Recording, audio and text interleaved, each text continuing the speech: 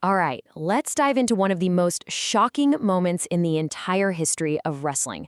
We're talking about a single night, a single match, where one man, Ivan Koloff, managed to stun an entire arena into complete and utter silence. You could hear a pin drop. I mean, can you imagine? That's what a journalist actually wrote about the scene at Madison Square Garden on January 18th, 1971. This was the night a hero who seemed totally invincible was beaten by a villain everyone despised, and the sound of almost 22,000 screaming fans, it just stopped. So that brings us to the big question, right? How on earth did a farm boy from Canada end up becoming the most hated man in all of New York City? Well, to really get the shock of that night, you've got to understand the man who pulled it off. His story, it's all about transformation, some really smart storytelling, and yeah, mastering the art of being the bad guy. So let's start right there, at the climax of the story. We're talking about the night a reign of 7.5 years, one of the longest ever, came to the sudden, shocking end. 2,803. For 2,803 days straight, Bruno Sammartino wasn't just a champion, he was the invincible hero of the Worldwide Wrestling Federation. To his fans, especially in New York, he was more than a wrestler, he was an absolute icon. It honestly felt like his reign was just going to go on forever. Okay, so picture it. The match kicks off just like everyone expected. The whole garden is chanting, Bruno, Bruno, Bruno, getting ready for what they think is just another win for their guy. But then, Koloff catches him completely off guard. He climbs up to the top rope, leaps, and drives his knee right into Bruno's chest. The ref starts the count. 1, 2, 3. The hand hits the mat for the third time, and the sound in that arena just died. It completely evaporated, and as Koloff, the new champion, quietly slips out of the ring, you've got thousands of fans just sitting there completely stunned. Some people were actually crying. Okay, so with the entire arena just reeling from what they saw, let's rewind. Let's go back and answer that question we asked at the start. Who was this guy who played the villain so perfectly? And here's where it gets really fascinating.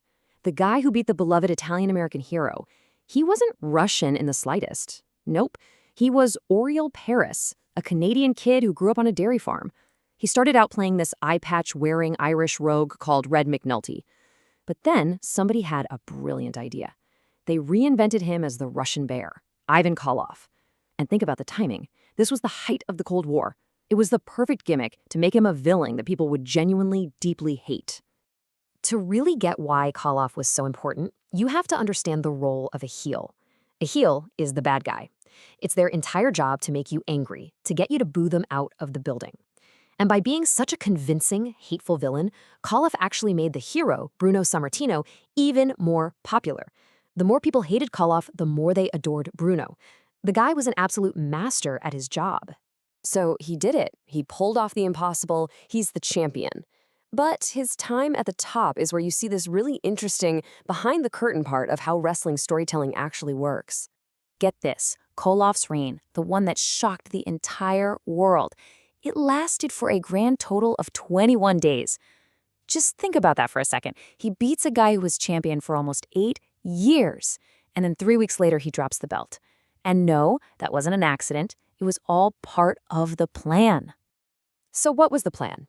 Well, Koloff's job was to be what's called a transitional champion. See, the bookers had a bit of a dilemma.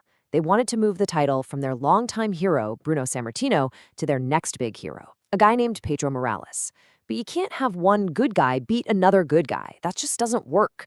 So you need a bridge. And that bridge was Ivan Koloff. He was the ultimate villain who could commit the ultimate crime, beating Bruno. Then the new hero, Morales, could ride in, defeat the evil Russian, and become the new, universally loved champion. It was a brilliant piece of booking. But look, it would be a huge mistake to think Ivan Koloff's entire career was just about those 21 days. That one iconic moment, that was just the beginning. It was the launchpad for a legendary career that went on for decades, all over the world. After that short run at the top, Koloff went on to become a massive star everywhere else, especially in the National Wrestling Alliance. He won tag team championships, heavyweight titles, you name it. And in the 80s, he led this super famous group of bad guys called the Russians. This guy was no one-hit wonder. He was a legit main event talent for a very, very long time. So the Russian Bear was, without a doubt, one of the greatest villains wrestling has ever seen. A character that millions of people genuinely despised. But the man who played him, Oriol Paras, well, his real life outside of the ring was something else entirely. I mean, the difference between the character and the man is just night and day.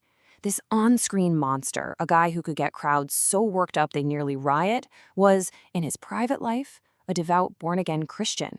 He actually became an ordained minister. He wrote books, he traveled around sharing his testimony at churches, a life of faith that was about as far away as you can get from the snarling Russian bear. But, maybe the most powerful statement about Koloff came from the hero he defeated. Right after the most crushing loss of his entire career, this is what Bruno Sammartino said. It just shows you the incredible professional respect these guys had for each other, even with all the scripted animosity. Bruno didn't make a single excuse. He just said, you know what? Koloff beat me. He was the better man tonight. So when you look back, Ivan Koloff's story really makes you think, doesn't it? In a world full of heroes, just how important is the villain who makes them shine? Because without him, without that one unbelievable moment of shock that silenced Madison Square Garden, Bruno's legend just wouldn't be the same. The next hero's rise wouldn't have been as epic. The man who was hated by millions was, when you get right down to it, absolutely essential to the entire story.